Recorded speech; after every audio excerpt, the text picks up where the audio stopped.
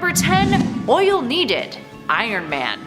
Back in Iron Man's early days, his suits weren't up to par with what we're familiar with today. In Avengers issue 2, right after the team's inaugural issue, the group fights Space Phantom, who intends on invading Earth with an alien force. Phantom comes to the planet first and ends up impersonating members of the Avengers team, which causes a lot of confusion and fighting within the team. The group has caught on to Space Phantom's shtick, and Thor incapacitates him by using his weather manipulation abilities to create a rainstorm that causes Iron Man's suit to rust over. Now, to be fair, it was Space Phantom impersonating Tony Stark here, and technically he was the one to suffer the loss, but considering that he was mimicking the hero, that's a pretty bad design flaw to bring to light.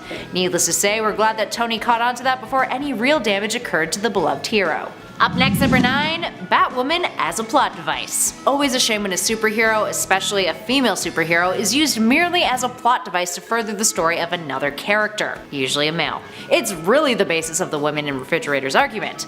Don't know it? Google it. You should. Anyway, this was the case with the initial Batwoman Kathy Kane. While the modern day Batwoman Kate Kane has gone above and beyond her former iteration, back in the day when she was created in 1956 as a means to give Batman a Batman family in the aftermath of the Comics Code Authority, and claims that Batman and Robin were gay, she was literally a fluff heroine whose utility belt included devices disguised as lipstick and compact mirrors. Yeah. When Detective Comics issue 485 came around in 1979, Kathy Kane was killed off unceremoniously, with the League of Assassins brutally murdering her. The whole story was a plot device for Batman to have a reason to go after the League of Assassins. Yikes. Moving on to number 8, Hank Pym and Pymtron. Oh, this one is sad. Hank Pym has one of the most ridiculous histories as far as Marvel characters are concerned. He has been through a lot. But most recently, we witnessed a whole new humiliating saga for Henry Pym in which he physically merged with Ultron, the robot he created in the comics that became one of the most memorable Avengers foes. During the Infinity Countdown story arc, Ultron managed to steal the Soul Gem, and a fragment of Hank's soul ended up trapped within the Stone Soul world. Now at the time the two had merged, but really it was just kind of Ultron wearing Hank's skin. While Hank was in there, he experienced an idyllic fantasy in which the Avengers had saved him and he was home reunited with his friends. In reality, a demon, the all-consuming Devondra, was busy consuming his soul. We haven't heard from him since. And it's been a little while and he might be gone forever, but probably not, cause comics. But even then, he'll probably be brought back and something horrible will happen to him. It's the Hank Pym way. Up next, number 7, Batman punched by Hal Jordan. Batman has long disliked members of the Green Lantern Corps. It took him a very long time to be willing to trust Hal Jordan after he had become Parallax in the Emerald Twilight storyline. While Hal was possessed by the villain, he ended up going on a rampage and killing several Lanterns and Guardians. And we all know how Bruce has major trust issues. In Green Lantern Rebirth issue 6, Hal has had enough with Batman's resentment and open hostility. Hal felt he had paid his dues. He sacrificed himself to reignite the sun after he was resurrected, and he's been working real hard to prove to everyone that he is one of the good guys. Batman doesn't entirely buy it, so what does Hal do? Well, he punches him in front of a bunch of other Green Lanterns. But to be fair, Batman kinda had it coming. He's long been an to not just Hal Jordan, but to other Green Lanterns in the past. Which actually brings us to our next number. In at 6, Batman punches a different Green Lantern. Long before Hal Jordan smashed his fist into the world's greatest detective's chin, Batman was on the giving end of a similar interaction. This time it was between the Caped Crusader and another Green Lantern, Guy Gardner, who is arguably the least liked Green Lantern out there. 'Cause he's a bit of a dick. Anyway, this went down in the Justice League issue 5 with Batman being fed up of Guy's insufferable attitude. Batman was the one in charge of the Justice League International team and Guy was just whining all the time. Guy makes it clear that he thinks Batman shouldn't be the leader of the team, and he's constantly sulking and complaining about how he should be the one in charge instead. So what does Bats do in order to establish his dominance? Well, he knocks Guy out with one punch in front of the rest of the team. Regardless of socking Guy in the face, Batman is still all business, getting a team meeting underway as Guy lies unconscious on the floor. The best part is the reactions from the rest of the team. And at number 5, Doctor Strange strangled by his cape. For this number, we're diving into an alternate universe in the Marvel multiverse, the Ultimate Universe, Earth 1610. This universe is categorized by significantly grittier versions of our beloved 616 heroes, and during the penultimate event in that universe, Ultimatum, many a hero and villain experience particularly brutal demises, including Dr. Stephen Strange. While fighting against Dormammu, Strange is killed in one of the most absurd ways – by his own cloak. It's a move that's never been pulled by the ruler of the Dark Dimension in the regular 616, but in the Ultimate Universe it's something that surprisingly worked. Strange is strangled by his cloak, turning his face purple until his head explodes due to all of his blood being squeezed up into his head. Needless to say, it was pretty darn gruesome. Up next, number 4, Beast Boy and the drugged envelope. The Judas Contract is by far one of the most memorable Teen Titans stories in the group's history. During this story arc, a metahuman the name of Terra joins up with the Titans. Her and Beast Boy, aka Changeling, which is what he was going by at the time, developed a bit of a romantic relationship. It's then revealed that Terra has been playing the Titans all along, and is in cahoots with one of their biggest foes, Deathstroke. During the story's climax, the sinister duo uses various methods to subdue the Titans, one of which is really embarrassing for Beast Boy. They take advantage of his vanity, sending him dozens of letters with requests for autographs from fangirls. Gar is like super into this, and he gets straight to work signing pictures and licking envelopes. But turns out the glue on the envelopes has been drugged. As he realizes what's happened, he is knocked out cold. Up next, number 3, Wasp, and that time that she fell out of a tree. Yes, this is actually a thing that happened. And yes, you probably guessed it, it happened during the Silver Age, when comics were at their wackiest. This case in particular featured Avengers member Wasp, who had escaped conflict in an exhausted state, seeking out the rest of the team in aid, because apparently back in the early days of the Avengers she wasn't overly useful. In the process, when shrunken down, she's almost eaten by a hungry little bird. But after growing in size, the tree branch that she was perched on snaps, and she falls to the ground, unable to shrink down in time to save herself. So she lands on the ground and is knocked unconscious. Perhaps my favorite part of these panels is the very end, where the final panel reads, "But now we must leave the fallen Avenger as she lies silent and still in the lonely glen, for there are other urgent matters which concern us." God, jeez. Clearly even the writers didn't care about Wasp back then. Kinda harsh, guys. Up next, number 2, Wonder Woman and men. In Wonder Woman's earlier days, she had to endure a handful of stories in which her feminist prowess was shut down by silly plot devices. Like this one. According to the Amazonian law in the Golden Age, if a man ever binded Wonder Woman's bracelets together, she would lose her powers. Seems kind of counterintuitive to her character, doesn't it? Part of this was because of her creator William M. Marston's BDSM background and influence on Wonder Woman's characters. Case in point, when this occurred, Wonder Woman has a thought bubble that reads, "When an Amazon girl permits a man to chain her bracelets of submission together, she becomes weak as other women in a man-ruled world." For f***'s sake. I mean, yes, it was the 40s after all. We're just glad this silly stipulation has been retconned out of existence. Last but not least, in our number 1 spot, Deathstroke kicks the JLA's butts. This is arguably the Justice League of America's most embarrassing failure. Potentially. In the Identity Crisis storyline, Elongated Man's wife, Sue Dibney, is murdered, with Dr. Light presumed to be the murderer. Over the course of the story, it becomes apparent that members of the Justice League have been in on a whole controversial mind-wipe scheme that individuals like Batman were not privy to. It's a whole lot of moral grayness, and the way Sue's rape at the hands of Dr. Light was approached is something that the story gets a lot of heat for. Spoiler alert, the JLA's response was to mind-wipe everyone who was involved. Batman was also mind-wiped in order to prevent him from making everyone take the moral high ground. Anyway, that's all context. Dr. Light, who had been mind-wiped into a literal buffoon, hired Deathstroke Slade Wilson to help protect himself from the JLA. Deathstroke takes on Green Arrow, The Flash, Zatanna, Elongated Man, Hawkman, the Atom, and Black Canary. And guess what? Deathstroke won. Starting us off in at number 10, the Badger. Let's begin our list with one of the more obscure heroes to appear on our countdown today. We are talking Norbert Sykes, aka the Badger. Oh friends, it only gets worse from here. So our buddy Norbert is a Vietnam vet who was initially published by the very short-lived Capital Comics. His rights then went to a publisher called First Comics, and then after the 90s he was released by Dark Horse, Image, and IDW. So yeah, he's been around a lot. Wonder why. First appearing in a self-titled comic, Badger issue 1 in 1983, this is a character who is an expert martial artist. And, this is the best part, he can talk to animals. So, how did he get that power? Well, we should probably preface this by noting that he has multiple personality disorder, because one of his personalities believed he could talk to animals, and that personality referred to itself as the Badger. Oh, and it's also worth noting that this persona of his believed he saw God appear as a badger to him. Yeah, like I said, gets worse. Norbert escapes the mental asylum that he's in and becomes a vigilante based off of this. He's also got a ton of other personalities too, including a dog, a 9-year-old girl, a playboy, and an inner city black kid. So not only is this absurd, it's also a little bit offensive too. Now, it wasn't even the Silver Age, you guys.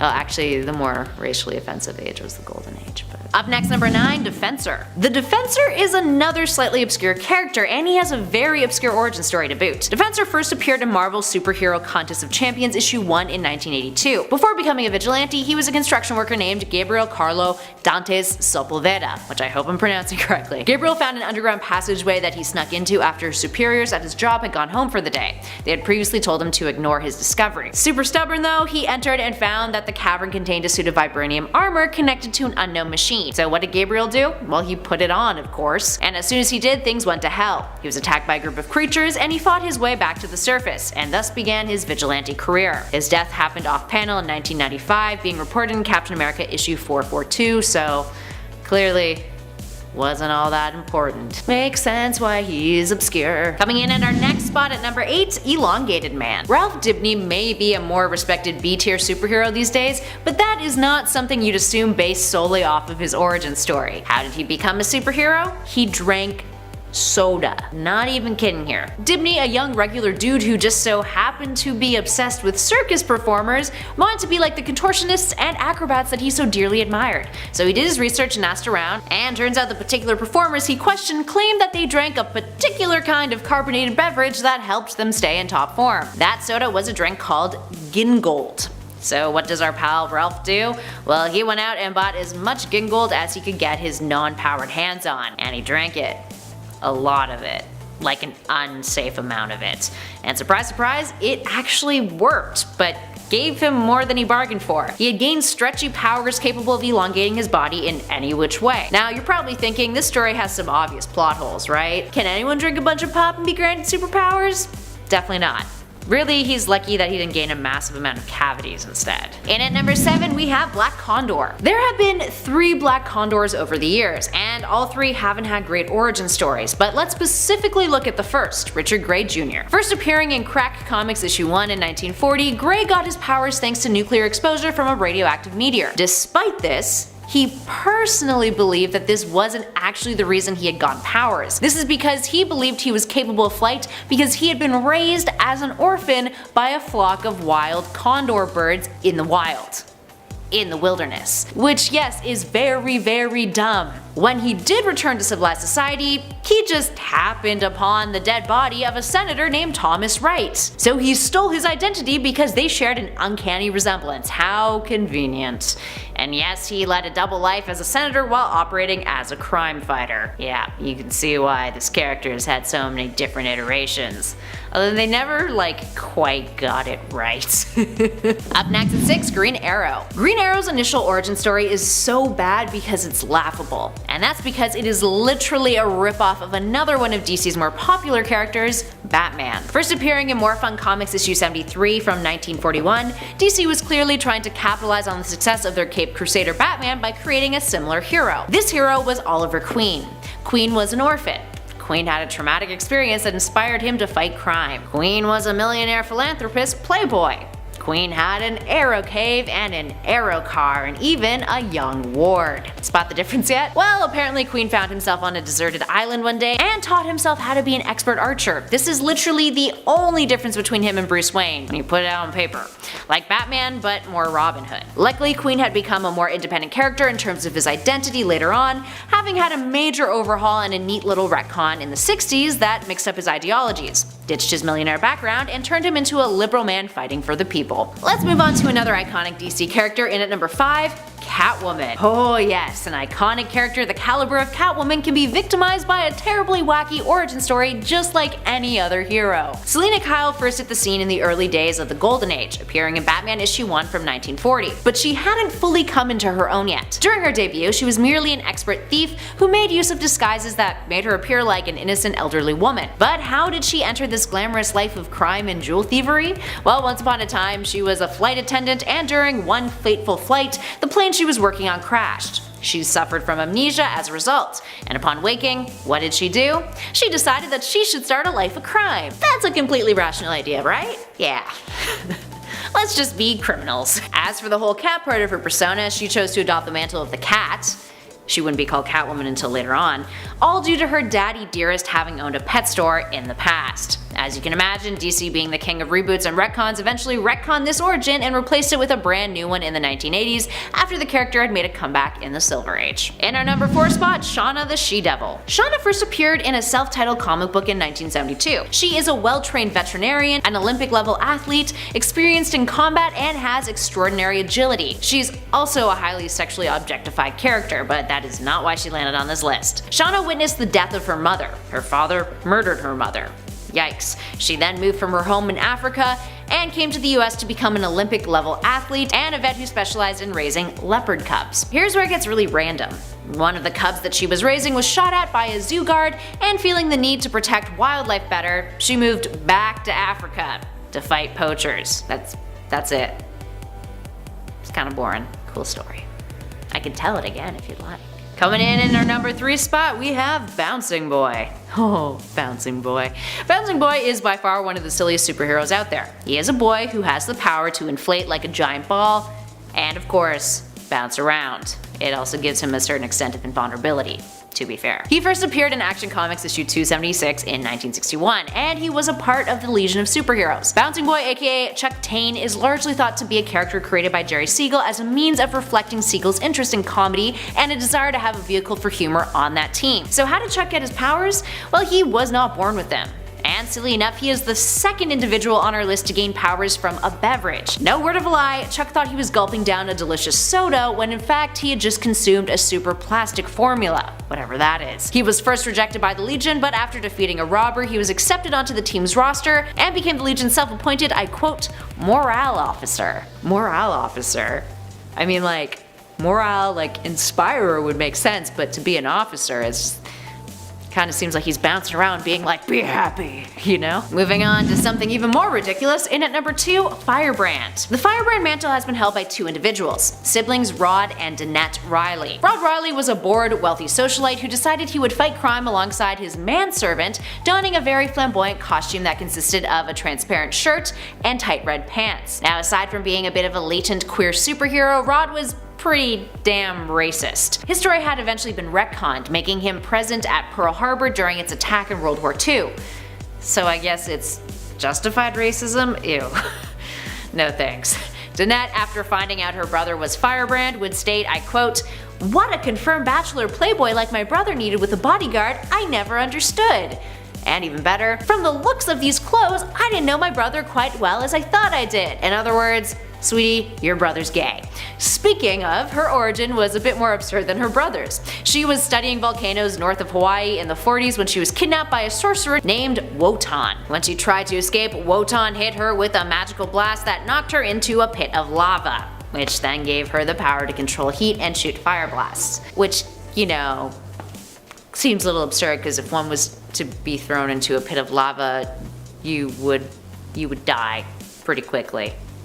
Wouldn't be fun. But there is magic involved, so it's fine. And finally, in our number 1 spot, The Whizzer. The Whizzer, aka Robert Frank, is the product of the Golden Age, having initially been published by Marvel's predecessor, Timely Comics. First debuting in US Comics issue 1 in 1941, The Whizzer not only has a silly name, his origin story is almost baffling.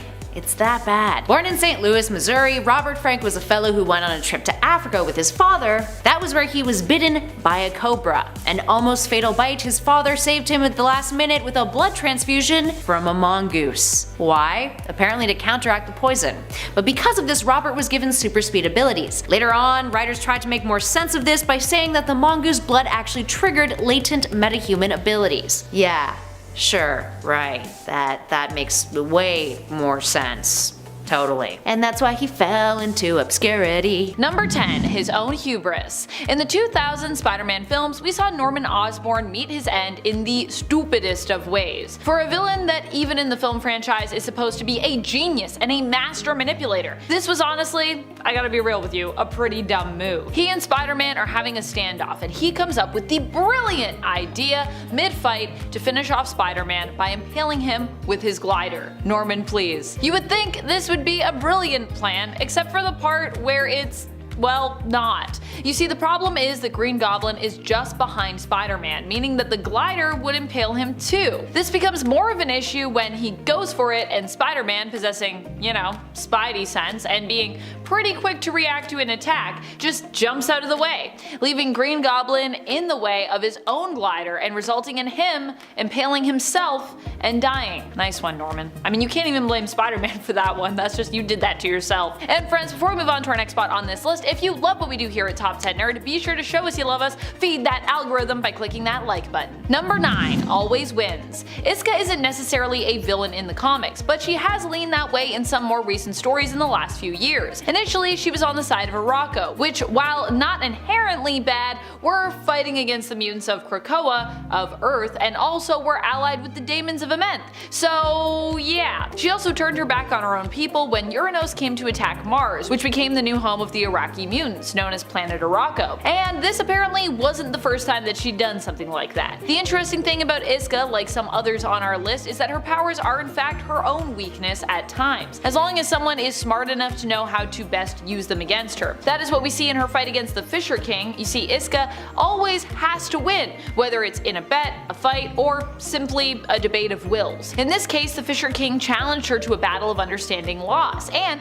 since she has to win, this caused Iska to feel the loss of all that her powers had caused her to give up with her victories, forcing her to feel emotionally defeated and thereby remove herself from the Great Ring of Arakko, ultimately giving the Fisher King what he wanted, and so in that way, he beat her at his own game. Number 8. Overcomplicated plans. While Lex Luthor might be the most brilliant Superman villain in the comics, his film adaptation leave much to be desired, and it is for this reason that he made our cut. Don't believe me? Well, you might need to rewatch Batman v Superman, which paints him as the villain behind the showdown between the two heroes who are usually portrayed as being BFFs, normally, in the main continuity at least of the comics, instead of making the president the one who issues the order to make them fight, and more revolve around their different ideologies of Batman sort of going a little crazy in his old age, which is what we got in the comics, and it makes, I would say, some more sense. Lex's plot here is so intricate and so haphazardly built on hoping that people will make the move that he anticipates. I mean, you could argue that Lex is just that good at reading and manipulating people, but I'd wager that it's more likely that he's just honestly lucky here. If he was really a genius, he probably would have made the plan, I don't know, more direct.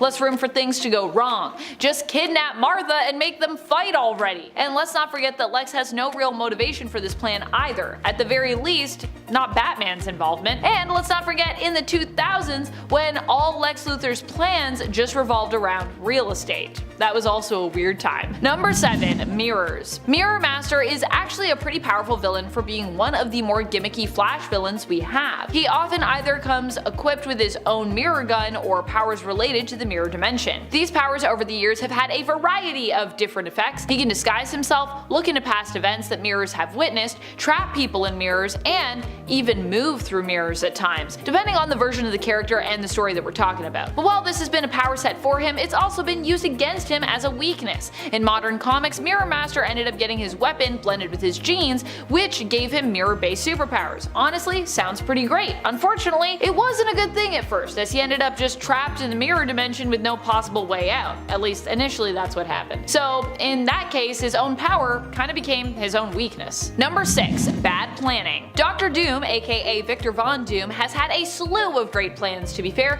but he has also had a slew of, well, honestly, terrible ones. One particularly ridiculous plan that proves just how dumb the usual genius-level intellect supervillain can be involved him swapping bodies with Daredevil. This plan could have been great, except it mostly just involves Dr. Doom messing with Daredevil, including a part involving a room that is giant-sized, set up as a test to prove that Daredevil is worthy of the planned body swap. Doom's plan seems to be to use Daredevil's connection to the Fantastic Four to do something. Defeat them, I guess? I would think? We never really get there. Daredevil handily defeats Doom while in his body by threatening to start a war between Latveria and China. Doom knows this would not end well and agrees to basically swap back. Oh, and apparently Dr. Doom also doesn't seem to notice that Daredevil is blind even when he's in his body. So I guess because he has his superpowers, I don't know. Number 5. Self-imposed restrictions. So Mr. Mixie is just honestly such a weird character in general. I mean, he's an imp from the 5th dimension who basically has limitless power, but mostly uses said powers to just taunt and tease superheroes that honestly he kinda admires. He's less a villain and more just like an overenthusiastic, overpowered fanboy. When you consider this, his weakness actually kinda makes sense since, you know, he is so ridiculous of a character. But on the other hand, when you consider how insanely powerful Mr. Mixie is, his weakness seems pretty insanely easy to exploit. He really only has one weakness, which is if you get him to say or spell his name, Mr. Mixie is Pitalik, backwards, then he will be forced to leave Earth for 90 days minimum, and all of the effects of his magic will immediately fade. Even stranger is the fact that Mr. Mixie actually chose this as his own weakness, as he is the one who apparently limits his own powers. So he was like, I gotta choose a limit, I'm gonna go with this one. It's very strange, specific, and kind of weird. Number 4. Not actually the smartest. Ozymandias, aka Adrian Veidt's villainous scheme to kill millions in order to obtain world peace honestly seems brilliant on paper. His fellow heroes never saw it coming, and he only reveals his plot after it had already taken place, being sure to cover his tracks as he went. He applauds himself and thinks he is the smartest man in the world. Even the rest of the Watchmen decide they may as well join him, except Rorschach. As such, Ozymandias underestimates his potential opponents, and Rorschach actually gets the better of him, despite Manhattan killing him. Beforehand, he was smart enough to send his journal with his findings surrounding Adrian's plans to the news. They decided to publish the information and expose Veidt for the villain he is, undoing everything he set out to accomplish and sending him into hiding.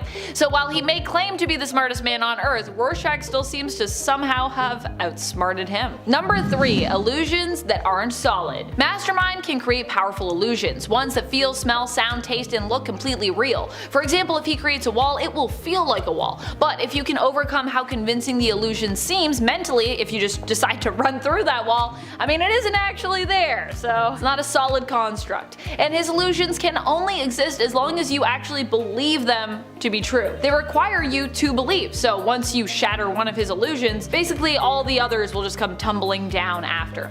Jason Wingard also has to concentrate for you to see his illusions, so many people have taken him out in a battle simply by distracting him momentarily. He also can't control who sees them and who doesn't. If he creates a giant butterfly in a room, all who are in the room with it will see it. Anyone who has it within their line of sight, which can sometimes work at a disadvantage for him. Number 2. Showboating. Granted, Magneto isn't intended to really be a villain in this storyline, but either way, he still acts pretty dumb and does some questionable things. This story, of course, comes to us not from the comics, but from Days of Future Past, the X-Men movie, where we see Wolverine go back in time to try to prevent the post-apocalyptic events of the future, which is really his past. Anyways, time travel is confusing.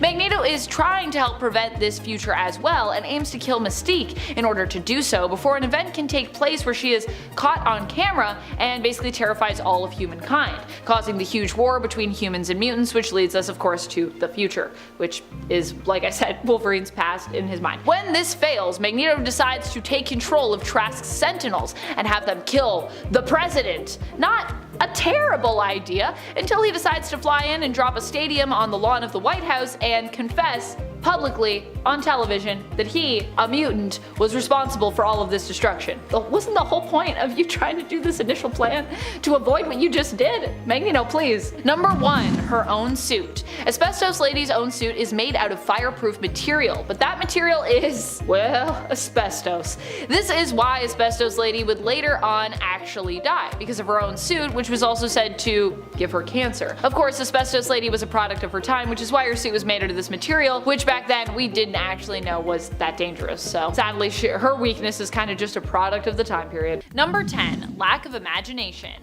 Bobby is actually one of the most powerful mutants in the Marvel Universe, and yet people might not always think of him first when it comes to some of the most powerful mutants around. This could be because what often holds Robert Drake back is his own imagination.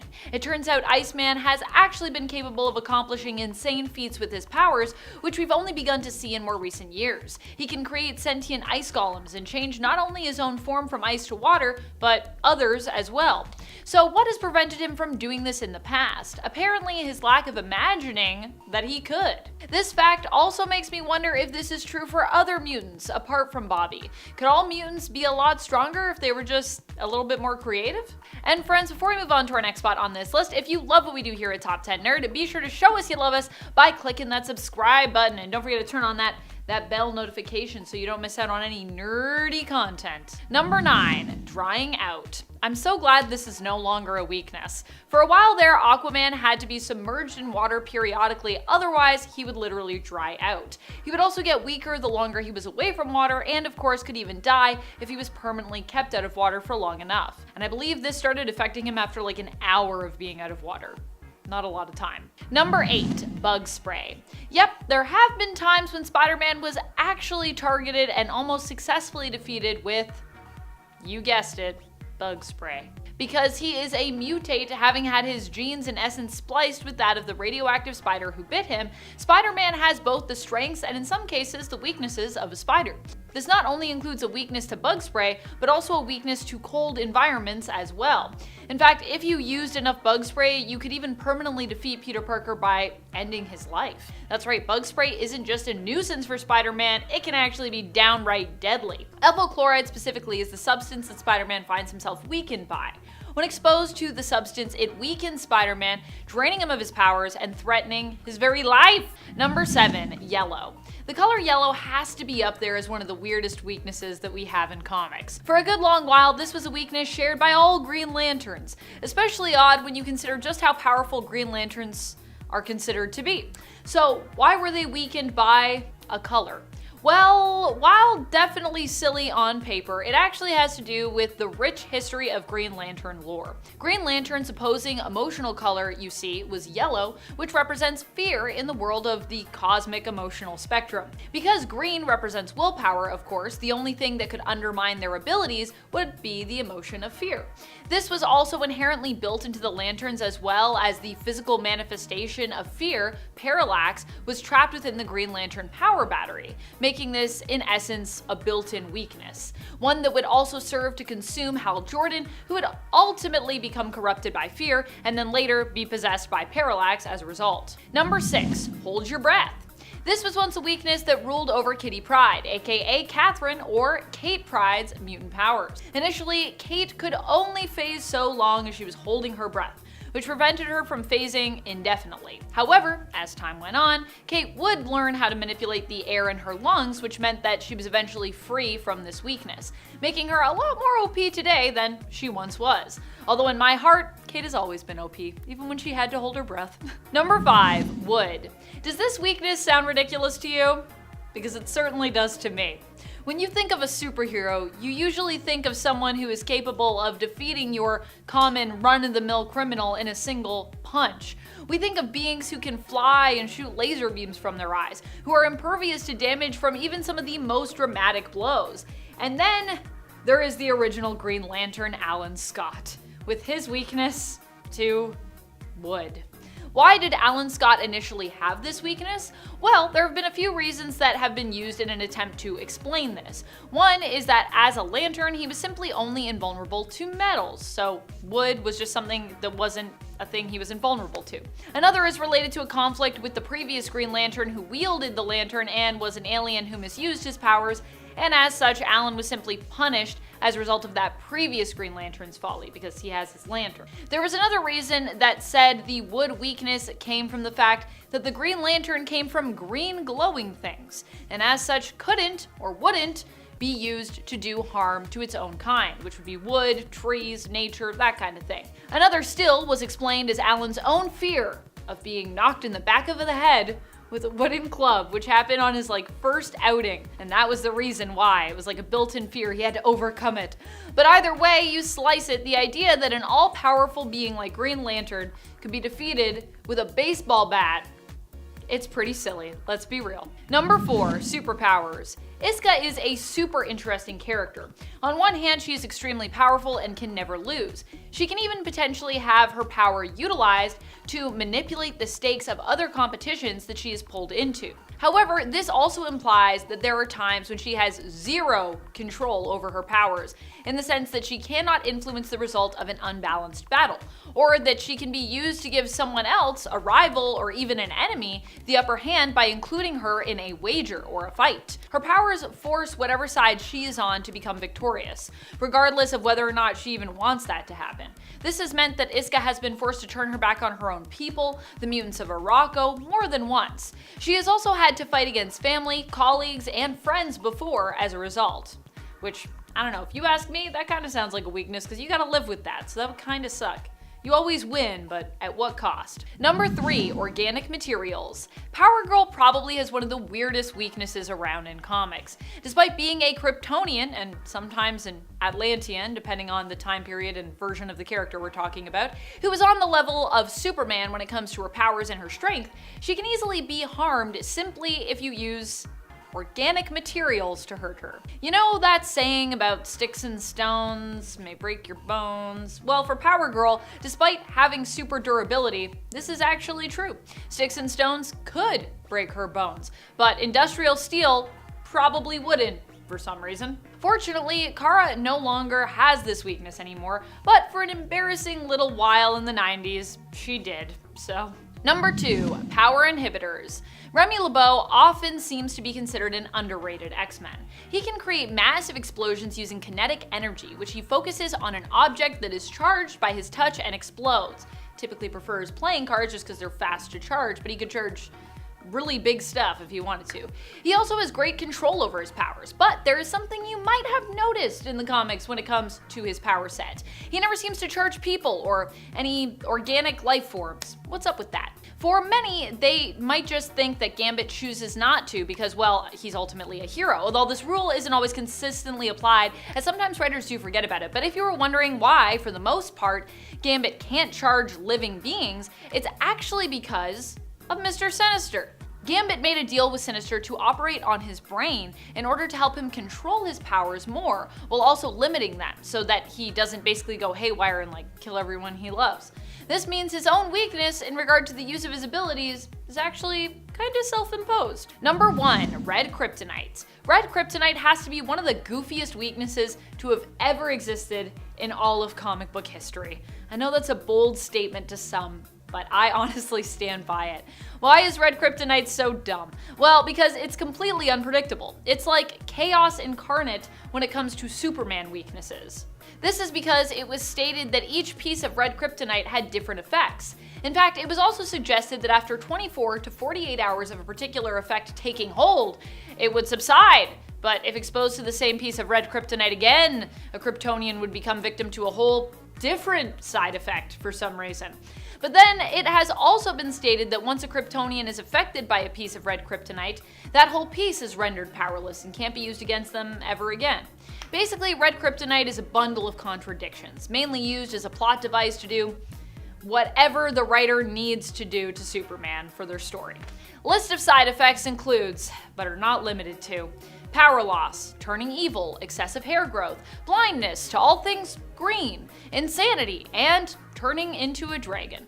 And at 10, Legion of Super Pets. Okay, look, I know they had an animated movie and stuff, but like, come on. The Legion of Super Pets was a remarkable team comprised of extraordinary animal companions, okay? Among its members were Crypto the Super Dog, Streaky the Super Cat, and the inclusion of Wizzy. In pursuit of their ambitious plan to relocate Earth to their solar system, the otherworldly beings known as the Brain Globes of Rambat devised a strategy that hinged on defeating Superboy. Failing to gain control over him, they resorted to summoning Cosmic Boy, Lightning Lad, and Saturn Girl from the future, who were members of the Legion of Superheroes. Under the mental command of the Brain Globes, this trio was compelled to capture Superboy, and then once he was subdued, the Brain Globes relinquished their hold over the Legionnaires. Recognizing that their power did not extend to animals though, the Legionnaires gathered Crypto, Streaky, Beepo, which was like from Superman's present, and Comet the Super Horse to confront their extraterrestrial adversaries.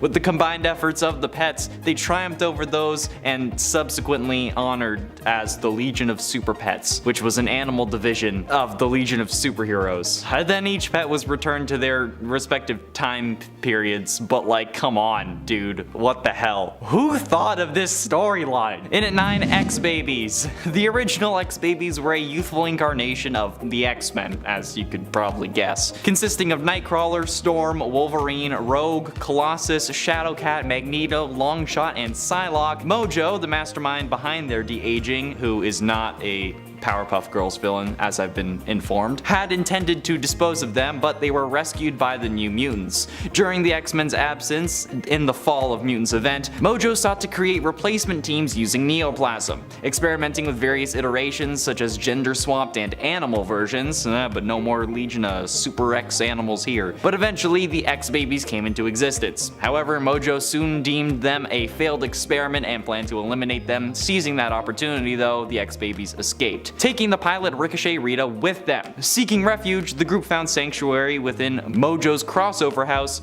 and in a fear of confrontation, they escaped to Earth 616. Unfortunately though, Rita was captured during their fight and covertly transformed into the Agent, set on a mission to apprehend the X-Babies. But yes, in the Mojo verse, there is a team of X-Men babies. Most of these are like a good dumb. It's like, it's dumb, but it's also good, but some the other ones are just like, why? And at 8, the Inferior Five. The Inferior Five is basically DC making fun of the Fantastic Four, and you can trace their lineage back to the esteemed Freedom Brigade, a team of masked adventurers hailing from an alternate Earth, which is Earth 12, existing prior to the Crisis on Infinite Earths event. Following the retirement of the Brigade, their children were reluctantly coerced into carrying on their legacy and utilizing their inherited abilities and powers. However, their commitment to the superhero vocation was lackluster at best. For almost 2 decades, Megalopolis enjoyed a period of peace, thanks to the Freedom Brigade's successful eradication of crime. But this tranquility was shattered when a new villain emerged, known as Dr. Gruesome. Mayor Boswell, faced with this newfound threat, called upon the retired members for assistance, but it was during this time that Patriot and Lady Liberty saw an opportunity to rally their former comrades and encourage their children to do their work for them. Taking up residence in the former headquarters of the Freedom Brigade, the 5 fledgling heroes embarked on a challenging journey to defeat Dr. Gruesome, albeit relying heavily on circumstance. Despite their initial victory, they soon discovered that their individual skills clashed and rendered them a remarkably ineffective team. So yeah, there you go. That's DC making fun of the Fantastic Four, just with an extra person. That's why it failed, because they had that one more person. In at 7, Great Lakes Avengers. Inspired by his newfound power to defy death, Craig Hollis assumed the mantle of Mr. Immortal and embarked on a crusade against crime. Recognizing the advantages of having a team by his side, he placed an advertisement seeking individuals of action. Yes, this dude made an ad for a superhero team. Gathering at a local YMCA, I'm not even joking, Mr. Immortal was joined by Big Bertha, Dr. Sore, Doorman, Flatman, and Leather Boy, which just sounds like my Saturday nights. Together, they established themselves themselves as the Great Lakes Avengers, serving as a sister team to the West Coast Avengers and the Avengers of the East Coast. Taking on various criminal menaces, the Great Lakes Avengers swiftly garnered the attention of Hawkeye and Mockingbird, who were intrigued. The duo journeyed to Wisconsin to investigate these imposter Avengers. However, upon discovering that the team was comprised of an unconventional set of heroes, Hawkeye and Mockingbird took it upon themselves to provide guidance and training. These guys were trained by Hawkeye, the guy with a bow and nothing else. In the early days, the team relied heavily on the money that Ashley Crawford, Big Bertha, was making from modeling to finance their HQ, but yeah, they also made use of her private jet for transportation. God, this whole thing has to be a joke, right? Doorman, Leather Boy. In its sixth, the Justice League of Antarctica. The Injustice League was a group of bumbling villains who found themselves unintentionally regarded as heroes. Initially formed by Major Disaster as a counterstrike force against the newly internationalized Justice League, they clashed briefly with the JLI but were swiftly defeated. Following their defeat, the Injustice League disbanded, with each member going their separate ways. Through a stroke of luck though, the media mistakenly portrayed them as champions of justice, applauding their supposed reformation. This unexpected turn of events fueled Major Disaster's ambitions, leading him to appeal to Maxwell Lord, the liaison of the Justice League International. Recognizing the potential value in monitoring these comically inept individuals, Lord extended an invitation for them to join the Justice League Antarctica branch, with the primary aim of giving the somewhat dim-witted Nort a purpose. Lord then appointed him as the leader of the team. Under Nort's guidance, the Injustice League embarked on their new role in Antarctica, providing an opportunity for Lord and the Justice League to keep a watchful eye on these unlikely group of characters. But you know what? At least they'll save Happy Feet. Penguins are in Antarctica, right? Or is it that they aren't in Antarctica? I have no idea. Halfway through, in at number 5, Grandpa. Not even joking. Limited information is available about the Global Reaction Agency for Mysterious Paranormal Activity, aka GRAMPA, which was just a great acronym, guys. Good job. The organization operates with a small number of field agents stationed worldwide, dedicated to the noble task of saving the world from paranormal stuff. While GRAMPA is recognized by governments around the globe, it may not always command the respect it deserves. In one instance, a member of the Japanese self-defense forces considered 2 GRAMPA agents to be a more dangerous threat than Terminus himself. In the aftermath of the secret invasion, GRAMPA sought the assistance of the mighty Avengers, led by Henry Pym, to address international crises, but in doing so, the agency granted the team immunity from prosecution by Hammer, thereby enabling them to act freely in the face of global emergencies, like paranormal ones, you know, like the Paranormal Activity movies? Yeah, they're all over that. In at 4, Super Buddies. The Super Buddies, a reassembled team of former Justice League International members who were brought together by Maxwell Lord as his robot companion Elron, are just interesting at best. The roster consists of Blue Beetle, Booster Gold, Fire, the Elongated Man, his wife Sue, and Captain Atom. Although they once fought side by side, the Super Buddies struggled to find harmony within their ranks. Blue Beetle and Booster Gold, formerly known as the comedic duo Abbott and Costello of the JLI, now engaged in constant arguments, each futilely attempting to prove their own maturity. Unfortunately, their efforts go largely unnoticed because Booster Gold and Ralph Dibny face a lack of credibility among their peers, a fact that no one hesitates to point out. Fire, on the other hand, runs a website called blazingfire.com, where she offers paid downloads of images of herself. It's basically the site that shall not be named, but for a superhero. It's a whole thing, okay? Then adding to the mix, Fire convinces Sue that Ralph is below her level of attractiveness, causing Ralph to develop self-conscious behavior, when the dude can literally shape himself into whoever he wants. So I don't understand that. He can literally just give himself a couple extra inches in height and he'd be fine. But you know what? It's a thing. The fact that all of this is happening is just so dumb. I respect it though. In at 3, Chess Set. The Chess Set organization made a sinister attempt to auction off the remains of Auric and Silver, former members of Gamma Flight, along with the body of a civilian scientist. These individuals had undergone experiments by the Sphinx and his agents in their pursuit of superhuman abilities, and the scientist, who claimed to have gained powers from these corpses, had stolen them and put them up for auction under the Chess Set organization. Alpha Flight, the successor to Gamma Flight, along with the assistance of Spider-Man, tracked down the location of the auction, and at the event, the enigmatic brass bishop revealed that the energies from the Sphinx's experiments had become infused with the bodies of the siblings and the scientists. They ended up forming like one massive entity during a fight, but then the new entity formed by Vengeance sought to eliminate the chess set and take revenge. However, Guardian, the leader of Alpha Fight, appealed to that being's sense of honor and persuaded it that killing chess set would not honor memories. But you know what?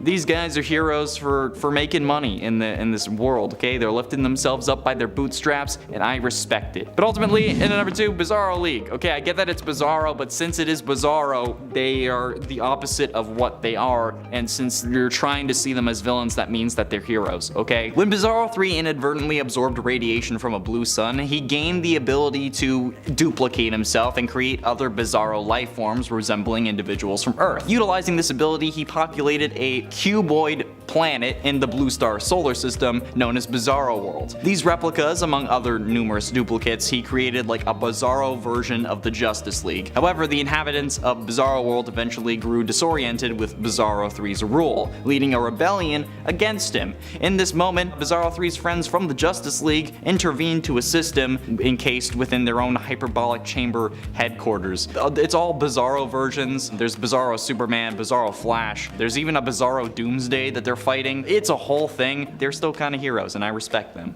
kind of. And finally, in number 1, Alpha Fight. Alpha Fight is basically just Canada's version of the Avengers. It's the foremost team of superheroes, established and operated by the Canadian government through Department H, whatever that is. They were formed because of the Superpowers Registration Act in Parliament, which mandated the employment of all superpowered individuals, including mutants, by the government. It's meant to just be the freaking Avengers, but Canadian. I find that offensive. We should have something better. Like the Mounties. Yeah, that's right. In at 10, Joker. The Joker, an infamous and highly dangerous psychopathic crime lord operating within Gotham City, reigns supreme as the pinnacle of the city's criminal underworld. Okay, his reputation inspires fear among his fellow crime bosses and wrongdoers, including his long-standing adversary Roman Sionis. Devoid of empathy or compassion, the Joker orchestrates wicked schemes through intimidation and deception, showing no mercy for those in his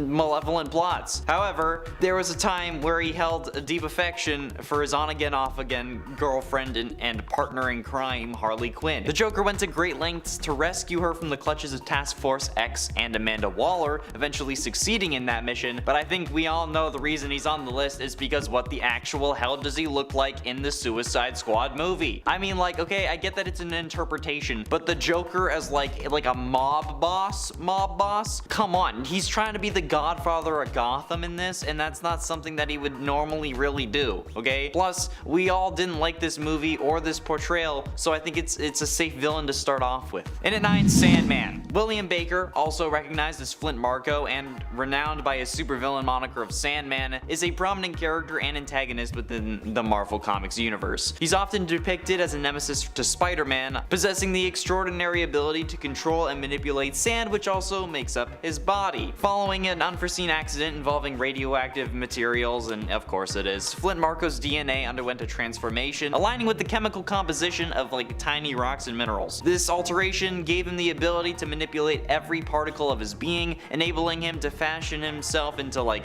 weapons and his fists into like giant fists. He can also pick locks, he can assume different forms and like different entities in like a shape-shifting way. He can even amass additional sand to manifest just a huge version of himself. But the reason that this is a dumb costume is because he's made entirely out of sand, yet is somehow always fully clothed. I get that he can manipulate the sand, but when he does, it becomes sand-like. Like when he's making a fist, like a bigger fist, it looks like sand. So how does he have actual clothes? It doesn't make sense. It shouldn't be possible. In at 8, Catwoman. Catwoman, a criminal with a feline motif hailing from Gotham City, stands as one of Batman's most renowned adversaries. Selina Kyle, the alter ego behind Catwoman, assumes the role of a thief and a cat burglar, known for her ambivalent loyalties. While engaging in criminal activities, Selina also occasionally exhibits reluctant altruism, blurring the lines between like actually being a villain and sometimes an ally. And I mean, like, following the impact of the Hush storyline in 2002, Catwoman is often portrayed as an anti-hero who's like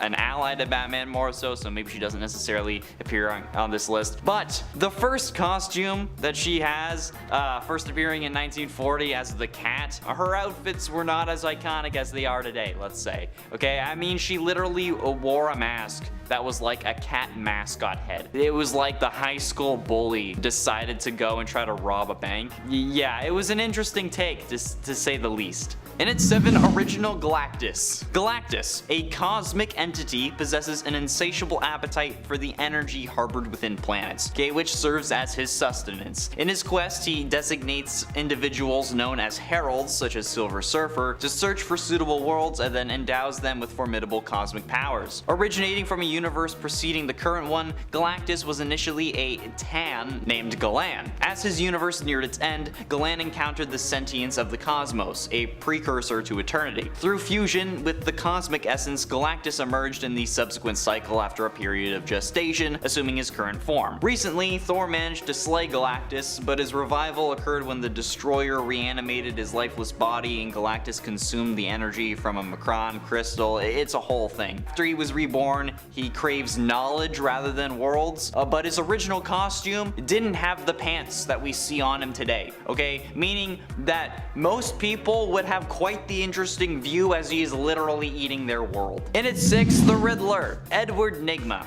A brilliant criminal mastermind, assumes the moniker of the Riddler. He descends into villainy after his idol Bruce Wayne rejected one of his inventions, leaving Nygma embittered and driven towards a life of crime for some reason. Utilizing his expertise, he transforms into a deranged dude who's just delighted in leaving perplexing riddles as his calling card. And Jim Carrey portrays the Riddler in one of the Batman films. I forget which one it was called, okay, don't get mad at me. Citing Frank Gorshin as a significant influence of his portrayal. Carrey was particularly drawn to the stalker aspect that was incorporated into the character's depiction within the script. Like, Nygma's infatuation with Bruce Wayne was prominently showcased, and he becomes fixated on his idol, like even going to the extent of emulating Wayne's appearance, including a facial mole. He intervenes to like prevent Two-Face from executing Wayne. This dude, it's a sparkly leotard, okay? There's no getting around that. He is literally wearing a bedazzled bodysuit that's like the biggest discount Lady Gaga morph suit you could get at Spirit Halloween. It's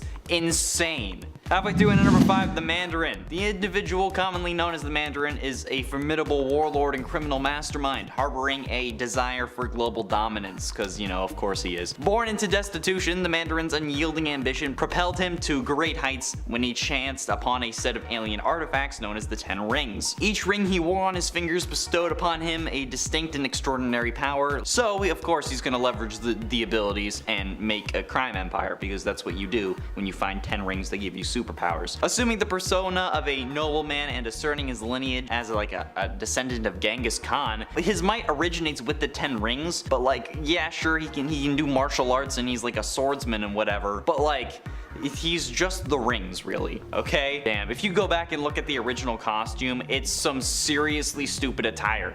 Okay, he goes from that to a suit, so talk about a glow up, but my god. In at 4, Crazy Quilt. In at 4, Crazy Quilt. After his eyes were injured in a robbery, Crazy Quilt underwent an experimental procedure which resulted in him seeing nothing but blindingly bright color. This, of course, is going to turn him into an insane criminal. How insane? Well, first of all, he tried to steal color itself, which no one ever figured out how he planned to do. Second of all, his powers were basically having a constant LSD trip, which affects exactly no one beside himself. Even when Crazy Quilt got a helmet that allowed him to project his crazy eye high-colored lights at his foes, Cyclops style. All Batman and Robin needed to do was reflect his beams back with a mirror and he was done. And in all honesty, I don't think that Batman needs to do much to actually really beat him. I mean, the dude calls himself Crazy Quilt. I think that says enough about the kind of person that he is. I don't know a single person who is scared of quilts. What is that name supposed to do? You've been seeing his costume on screen, right? You know what he's wearing.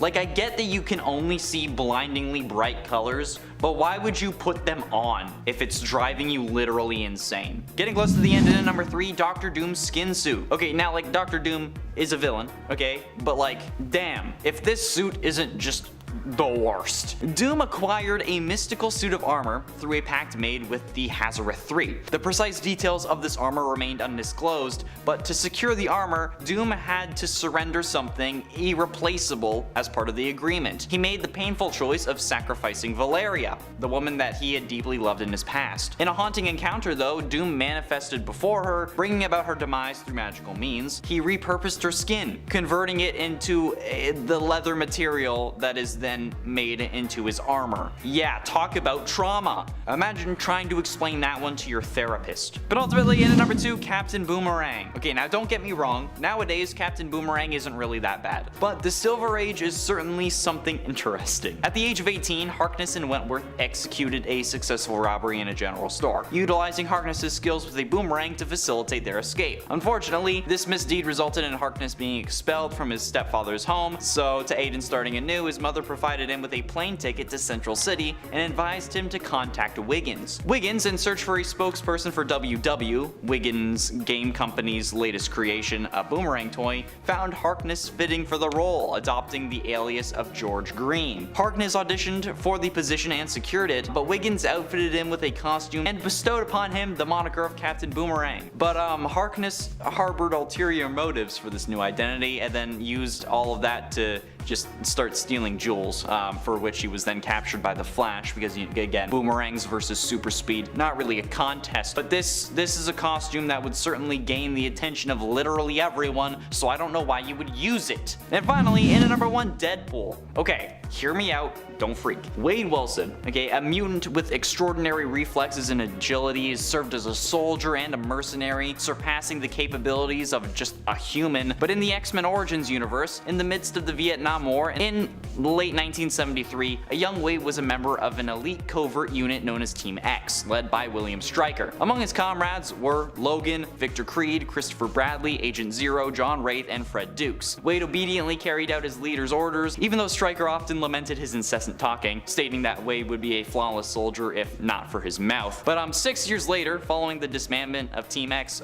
Wade was captured and transported to a facility on 3 Mile Island. Blah blah blah, things ensued. They turned the Merc with a mouth into the Merc. They sewed his mouth shut. You don't sew Deadpool's mouth shut. He is the Merc with a mouth. There is literally a version of him that is Headpool and is just a head, but he can still talk. You don't sew the Merc with a mouth shut. God.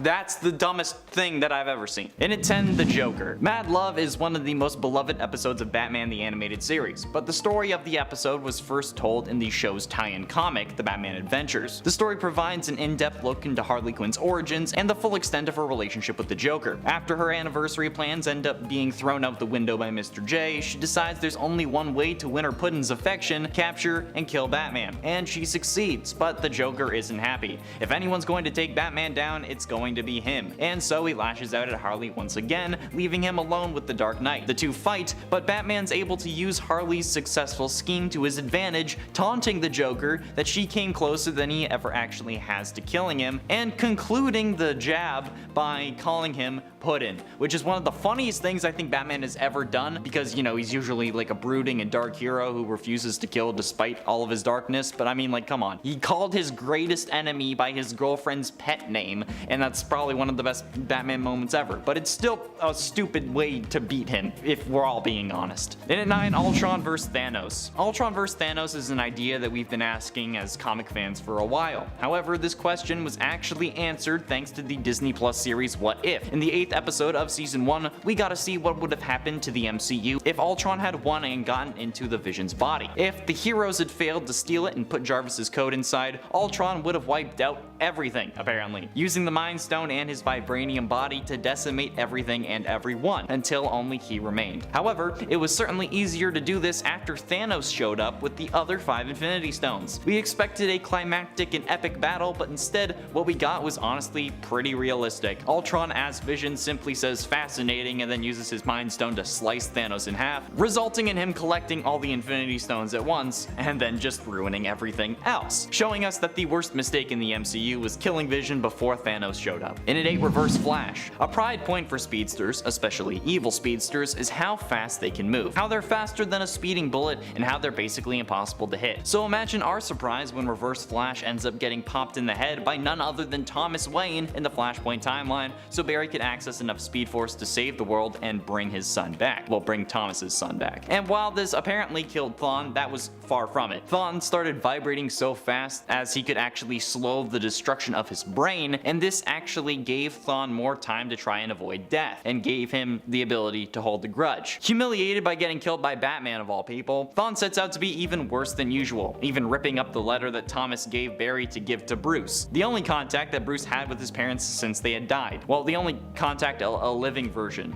had, which is absolutely brutal, okay? Batman was ugly crying. It was kind of weird. But I mean, come on, a speedster getting shot in the head? It's pretty dumb. And at 7, Thanos. Remember when Mysterio said, now that is an Avengers level threat? Well, luckily he didn't say that on Earth 57780, because on that Earth, home of the Super Spidey Stories number 39 from 1979, because in those pages, against the efforts of Hellcat and Spider-Man to thwart him, Thanos attempted to seize the Cosmic Cube. However, Hellcat intervened by kicking the cube out of Thanos' grasp, inadvertently sending it into an adjacent alley where a young child stumbled upon it. Despite Thanos' persistent attempts to reclaim it though, the two heroes successfully prevented his retrieval. Consequently, it comes as no surprise that a number of heroes have risen to oppose him. However, his most humiliating setback occurred when, in these pages, he was apprehended by the NYPD. That's right, the New York Police Department captured Thanos. This particular incident may have also attributed to the fact that Thanos was brazenly flying around New York City with a helicopter emblazoned with his name, so we kind of, knew that he was there, virtually just like inviting arrest. But still, Thanos was arrested and lost that way. What the hell? And at 6, Darkseid. Bruce Wayne was not taken seriously by Darkseid. As a matter of fact, Batman uses the element of being underestimated to his greatest advantage. Batman does not kill, but he was forced to do so when Darkseid threatened Earth. The only known substance that can kill a new god is radion. So Batman shot Darkseid with a radion bullet and himself died in the process. Darkseid, for that matter, had Batman as the last person in mind that could stop him, because he thought if anybody would, it would be Clark. So yeah, up until this point, the only human or sentient being for that matter that had truly made Darkseid, the god of evil of the DC universe, cowering and running away in fear is Batman. So yeah, there you go. Batman killed Darkseid by shooting him. Halfway through, in at number 5, Squirrel Girl versus Galactus. Okay, I know you all love Squirrel Girl, but come on. I get that there's a whole series called The Unbeatable Squirrel Girl, but this deserves to be on the list. This is a little much. The solo series debuted in January of 2015 and ran for 8 issues, but then was relaunched in October of that same year as part of Marvel's all new, all different branding, and was continued to be published until November of 2019 with 50 issues, for a total of 58. Both series were written by Ryan North, but in issue number 4 of volume 1, Squirrel Girl literally stops Galactus from coming to Earth by being friends with him. Come on, okay? You can't sit there typing telling me that this doesn't make this deserving of that list, okay? Like, she didn't even have to fight him, for God's sakes. Okay, that's stupid. You're just gonna talk the Devourer of Worlds into not devouring a world? What? No, that's not how that works. The waiter at Olive Garden can't stop me from shoving more bread down my throat, so how could you stop someone who's literally eating planets? And like, I get that you all love Squirrel Girl, but come on. I know that suggesting anything is gonna make people mad at me, but still, Squirrel Girl beating Galactus. No. Okay? No.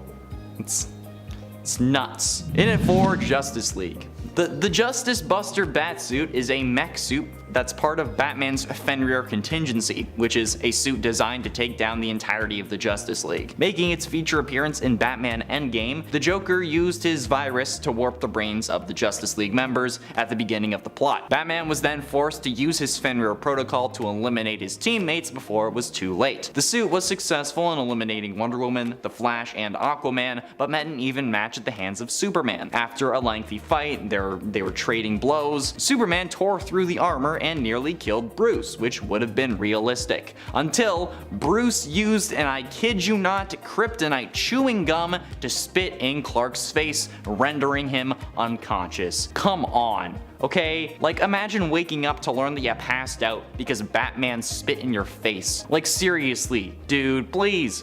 Like, I get that we're post-COVID, but like, this wasn't post-COVID, okay? He literally kept a piece of chewing gum in his mask. He says that he keeps it in the helmet so that he can chew it and then spit it like Clark. Dude, like, okay, sure, you had miniaturized red suns on your knuckles, you had Greek supernatural weaponry, you had super fast servers and electromagnetic nerve trees for Flash, but chewing gum is the thing that takes Superman down. That's like Green Lantern being taken down by a number 2 pencil. Getting close to the end in at number 3, Cobalt Blue. While in the comics Malcolm Thawne is the long-lost twin brother of Barry Allen, he is also Cobalt Blue, one of a number of evil speedsters of the Flash that wielded the blue flame. In the Arrowverse, however, Cobalt Blue is Eddie Thawne, who's brought back to life by the Negative Speed Force in order to make him their avatar.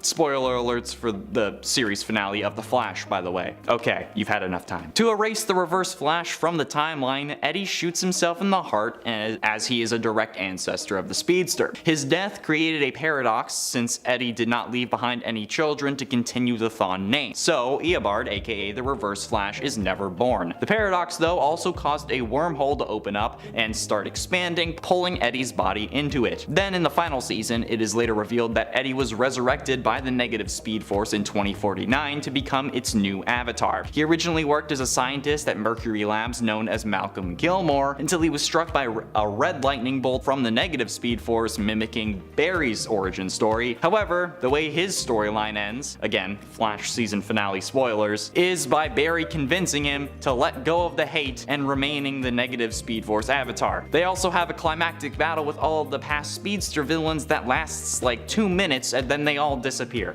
So yeah, Barry literally beats the Negative Speed Force talking to Eddie. God. I love The Flash, but come on, jeez. Penultimately, and at number 2, musical. And no, this isn't about Music Meister, because within the pages of Final Crisis, utilizing her legendary lasso of truth, Wonder Woman releases Darkseid's consciousness from Turpin's body, and despite being physically defeated, Darkseid's dying essence continues to drag the entirety of reality towards annihilation. Time and space crumble as the catastrophic effects intensify until only Superman remains. Engulfed in darkness at the culmination of existence, he struggles to replicate a machine known as the Miracle Machine, an apparatus that's capable of granting wishes, which had been revealed to him by Brainiac 5 during his journey to the future. Darkseid's essence resurfaces, coveting the machine, but Superman ultimately obliterates him by employing his last reserves of superpowered breath to emit a harmonious song, countering the vibrational frequency of Darkseid's life force, ensuring his ultimate demise. Yeah, Superman sang Darkseid to death, and if that's not stupid, I don't know what is. And finally, in at number 1, Batman vs. Hulk. Talk about one-sided fights, right? Okay, like Batman standing up to Superman is one thing. They're within the same universe, he can get kryptonite, he's rich, I get it. Shockingly enough, Batman seemingly achieved the impossible feat of defeating the Hulk as well in the days of 1981 when DC and Marvel were still on friendly terms and the concept of separate universes hadn't really established yet. They occasionally collaborated on crossover stories, such as what unfolded in DC Special Series number 27. Written by the late Len Wein and illustrated by Jose Luis Garcia Lopez, in this extraordinary encounter, Batman unexpectedly crosses paths with a rampaging Hulk, who had been manipulated by the Joker to see Batman as an adversary. So, the Hulk saw Batman and, kind of got mad and attacked him because, you know, adversary. So Batman, recognizing his immense power, somehow evaded every single one of Hulk's blows because even one of them would kill him instantly. And then, somehow, with calculated precision, he drops a pellet of knockout gas, which disoriented Hulk, and then somehow, Batman kicked the Hulk in the stomach, which made him inhale the gas that then knocked him out. So yeah, that's right. Batman kicked the Hulk in the gut and actually made him flinch so bad he had to inhaling gas that made him pass out. Yeah, that's also pretty damn stupid, but I'm not sure. Number 10. Superman's new costume. Superman at one point had a new costume made for him. The costume was created for him by Lex Luthor, but Superman apparently didn't recognize his bald nemesis because he was in a disguise, i.e. he was wearing a wig. The other fail here on Superman's part comes from the fact that there was literally something built into the suit that he should have noticed. A giant ball of lead. Well, maybe not a giant ball of lead, but a sizable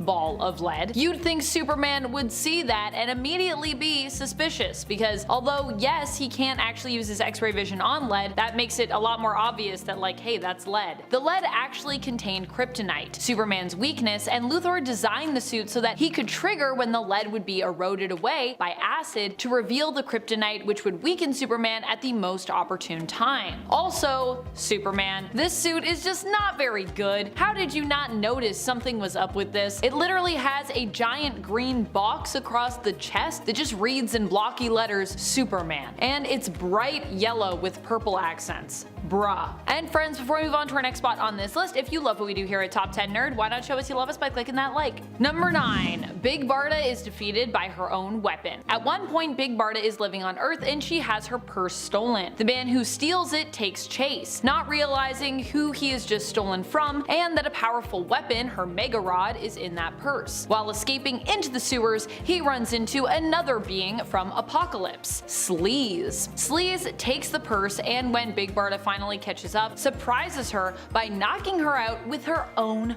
weapon because he knows how to use a Mega Rod. He later would use the Mega Rod to control Barda's mind and will, and even tried to force her and Superman to make a raunchy tape together using Barda's Mega Rod. Oh geez, Sleaze. Ugh. Number 8. Wonder Woman is bound. One of the dumbest ways that Wonder Woman has been defeated actually correlates to one of her most classic and well-known weaknesses, being bound. In fact, traditionally, this only worked if she was bound by a man. Doing so would reduce her to becoming simply mortal, stripping away all her godlike powers and abilities. Although, to be fair, even a normal woman might be strong or skilled enough to actually escape these bonds. So, you would think Wonder Woman might also be. And yes, I understand that this weakness also has symbolic significance for this character, but relative to the character and how powerful she normally is, it's still kinda dumb. Because it's like, yeah, you're powerful all the time, but if a man bounds you, that's it? You just lose it all? Wow. Harsh. Number 7. Hulk loves puppies. If you can believe it, at one point Hulk was actually defeated by his love of puppies. This was revealed to be a method that S.H.I.E.L.D. used to successfully calm Hulk down. Hulk has even stated in the comics before that his favorite animal is a dog, so I guess this makes sense in that regard, but that doesn't make it any less ridiculous. Hence why it's on this list. Number 6. Barbara Gordon forgets her training. This has always been a weird superhero defeat that has baffled me personally. So Barbara Gordon is Batgirl, right? And yet in The Killing Joke, which admittedly is a story that initially was intended to exist purely outside of canon and still sort of does, Barbara is accosted by the Joker pretty easily. Now granted, this was while Barbara was in her civilian form and was visiting her father, Jim Gordon, at his home. So she goes to answer the door and is surprised to see the Joker there, who shoots her in the stomach. I understand being surprised and I understand not wanting to reveal your identity as Batgirl, but come on. This is Babs! I feel like she could have handily disarmed the Joker here with everything else I know about her and how skilled she is. Or at least she should have been able to, in my headcanon. Maybe I'm being unreasonable to assume this, but I really don't think so. Also, I feel like even if you're like, oh, I gotta protect my secret identity by doing nothing, you could still do something. I mean, you are Jim Gordon's daughter, so I feel like people would assume you have some kind of combat training. Number 5. Jean's planetary-sized stroke. Sometimes I think about some of the things happening in in the Krakoa era, and when I remember all the history of these characters, it blows my mind. Like when, for example, during Grant Morrison's new X-Men run in issue 150, Magneto was revealed to be Zorn, although thankfully we'd actually get an entirely different Zorn later on, and Magneto here used an electromagnetic pulse to give Jean Grey, who at the time had the power of the Phoenix Force, a quote, planetary scale stroke. End quote. What that means, I still don't really know. What is that? This all went down at a moment too when Jean was actually winning the fight, but was used as a method for Magneto to basically turn the tables on her. Jean would end up dying in this battle, even though the idea of beating the Phoenix in this way just seems, pretty ridiculous to me. This is the Phoenix we're talking about, who can control, manipulate, and even create matter at an atomic level, who also prior to this was stabbed through by Wolverine, which she not only survived, but this actually unleashed her power, her latent Phoenix abilities. And yet somehow, after all that, she ends up killed by a stroke. Well, I guess it's not any stroke, it is a planetary scale one, but still. Also, what does that even mean? It's so comics. And now it's really weird to think that Jean and Magneto were friendly up until his death. That's pretty crazy. Number 4, Batwoman goes out with a whimper. For this point, we are not talking about Kate Kane, Batman's cousin and the current Batwoman over at DC Comics. We're talking instead about the first Batwoman, Kathy Kane. Although she does sound like she would be the same person based on, both of her names. This version of the character, however, was actually not related to Batman and was even a bit of a love interest for him, as well as a female crime-fighting partner. However, apparently neither her skills nor her connection and long-standing relationship with the Caped Crusader would protect her from getting unceremoniously fridged. Long before the term was ever coined, I believe. In issue number 485, more than 250 issues after her first appearance, she was killed, get this, off-panel, when Batman was knocked out. The League of Assassins had come for Kathy and Batman was unable to stop them. While he was knocked unconscious, she was killed, and of course we don't get to see any of that because he was knocked out and we're following his narrative, not hers. So with her death really only served as well to give Batman motivation to go after the League of Assassins, so there's also that point. Very unfortunate. Number 3, Green Lantern sees yellow. Yep, what a ridiculous way to defeat Green Lantern, but this was the approach that was taken in Frank Miller's Batverse. In All-Star Batman and Robin, The Boy Wonder issue number 9, Batman is confronted by Green Lantern, Hal Jordan. In this reality, Batman is not yet part of the Justice League, and Green Lantern doesn't like the way that Batman is operating. He's one of the people who is kind of more against offering Batman a place on the team, but he did think he could be redeemed. After all, Batman is still a hero, but it's his methods that Hal and many of the other team members take issue with, which is why Hal came to talk to him about that. However, this talk did not go so well. Green Lantern meets Batman and Robin in one of Batman's safe houses, which has all been completely painted yellow, right down to Batman and Robin's face and suits. Robin even eats yellow ice cream while Batman drinks yellow lemonade. It's like overkill. Obviously this is done to mock Hal's weakness to the color and probably to actually weaken him, to be honest. Not only does Batman claim the moral high ground in their debate, but Robin actually manages to steal Green Lantern's ring in this issue, and then he, not Batman, is the one who proceeds to defeat him in a fistfight, even almost killing him, with Batman being forced to take aggressive action to save Hal's life. Also, could you imagine being in the ambulance that comes to this emergency call? You come into this safe house, everything's yellow everywhere, that would be so weird. Oh boy.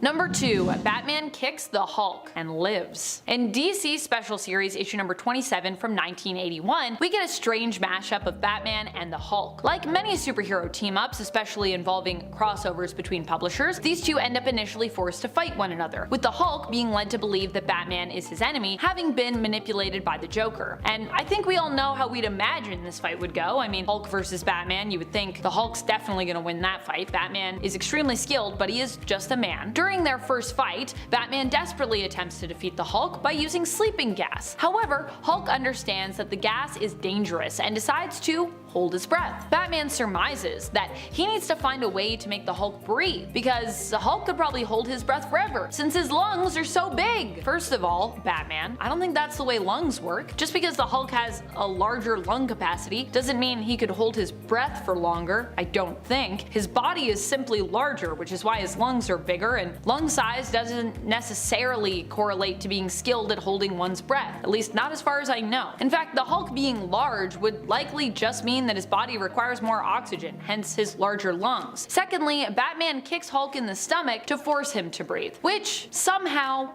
works. Which is insane, considering that Batman is just a normal man with amazing skills. In other words, how did he succeed and also not shatter his leg in his attempt to do so? I mean, a kick from Batman to Hulk has to feel like nothing. And also, if Batman kicked the Hulk with enough force to do that, you would think he would mess himself up really bad. Number 1. Dollar Bill's cape. A lot of people say that capes are dumb. It's not just Edna Mode saying that. And if you were able to ask the Dollar Bill, I'm sure he'd actually agree with them. But you can't, because 1, he's a fictional character, and 2, he's dead. Dollar Bill is a minor character from Watchmen. He was a member of the Minutemen in the 1940s. While attempting to stop an armed bank robbery, his cape was caught in a revolving door, and he was shot and killed. So, no capes!